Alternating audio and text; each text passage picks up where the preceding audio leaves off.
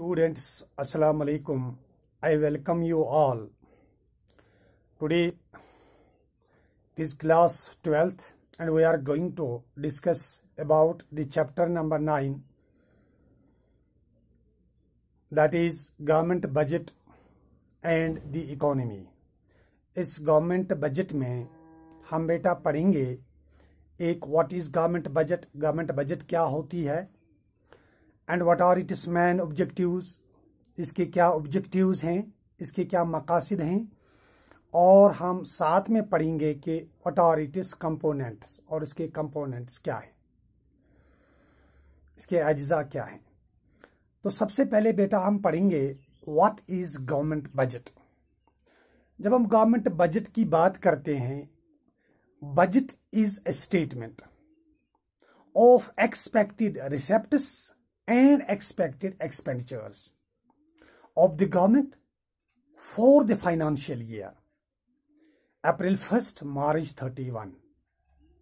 यानी एक ऐसा स्टेटमेंट जिसमें यह तखमीना लगाया जाता है कि साल भर में हमारे कितने रिसिप्ट्स होंगे, और साल भर में यह तखमीना लगाया जाता है कि हमारा कितना एक्सपेंडिचर होने वाला है, और इसी का एक फाइनेंशियल स्टेटमेंट बनाया जाता है जो साल के लिए होता है। और ये जो साल होता है, ये फाइनेंशियल ईयर जो होता है, ये 1 अप्रैल से शुरू होता है 31 मार्च तक।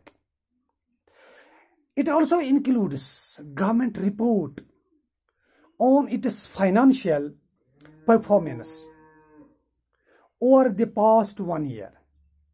और इसमें यह भी दर्ज किया जाता है कि जो पिछले साल का बजट था उसकी परफॉर्मेंस क्या रही।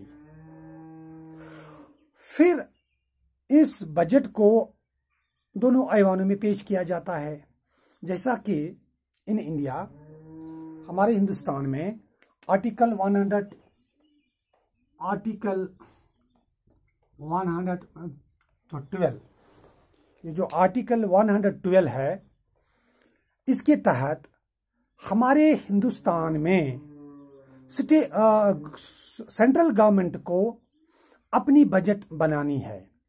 और वो अपनी बजट क्या होती है, जिसमें होल कंट्री की, यानी वो पूरी कंट्री की बजट होती है। यानी I mean to say that in India article 112 of the constitution requires the central government to prepare annual financial statement for the country as a whole. This is called budget of central government. The government is required to present this budget every year before Lok Sabha and Rajya Sabha, the two houses of the parliament in India. फिर जब ये central government इस budget को तैयार करती है, फिर ये हमारे हिंदुस्तान के दो ऐवान बाला जो है लोकसभा और राज्यसभा, उनके सामने पेश करती है। यानी जो हमारे दो ऐवान बाला हैं हमारे पार्लियामेंट ऑफ इंडिया के। तो ये रही बात इसकी। तो हम तो लाइकवाइज इसी तरह आर्टिकल 202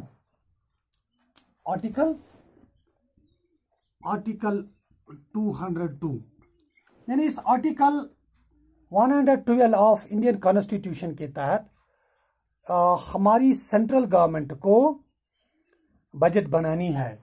इसके तहत बजट ऑफ सेंट्रल गवर्नमेंट,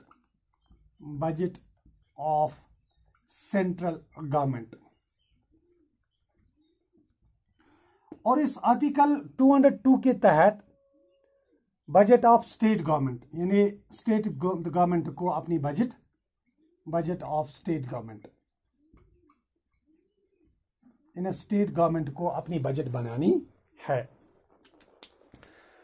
अब यह article 202 of the constitution requires every state government to prepare annual financial statement for the concerned state. This is called budget of the state government.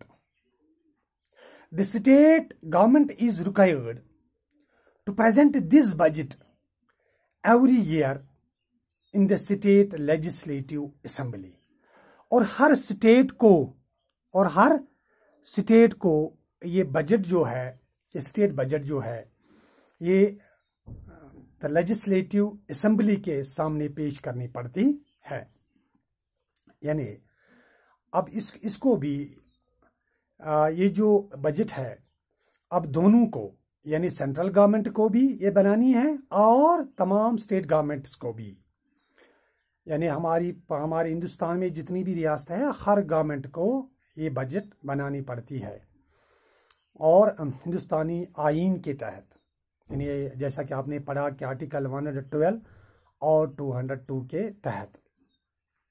अब अगर हम इसकी पूरी डेफिनेशन, अब मैं आपको बताता हूं कि budget is a statement of expected receipts and expected expenditures of the government for the financial year April 1st to April 31. It also includes government report on its financial performance over the past 1 year. In India, Article 112 of the Constitution requires the central government to prepare annual financial statement for the country as a whole. This is called budget of central government. The government is required to present this budget every year before Lok Sabha and Rajya Sabha, the two houses of the parliament in India.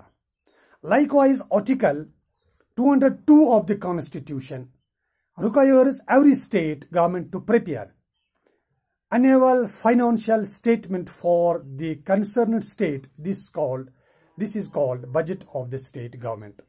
The state government is required to present this budget every year in the state legislative assembly. तो ये था what is government budget बेटा।